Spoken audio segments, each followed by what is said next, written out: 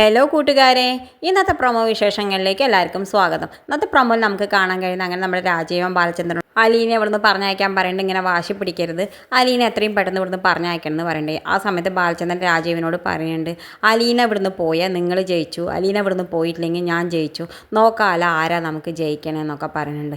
എന്തായാലും രാജീവൻ അതൊക്കെ കേട്ടിട്ട് താഴത്തേക്ക് പോകണ്ടേ. എന്നിട്ട് വൈജോട് പറയുന്നുണ്ട്, ബാലചന്ദ്രൻ പറയുന്നുണ്ട്, നിങ്ങൾക്ക് പറ്റിച്ച അലീനെ പറഞ്ഞയച്ചോളൂ, നിങ്ങൾക്ക് അതിന് കഴിയുമെന്ന് എനിക്കൊന്ന് നോക്കണമല്ലോ എന്നൊക്കെ പറഞ്ഞു എന്ന് പറയുന്നുണ്ട്. പിന്നെ കാണിക്കണം നമ്മുടെ രാജീവൻ അലീനോട് പറയുന്നുണ്ട്, നിന്നെ ഞാൻ ചെകിടത്തേക്ക് 2 തന്നിട്ട് ഇവിടുന്ന് പറഞ്ഞയക്കണം വിചാരിച്ചിട്ടാണ് വന്നത്.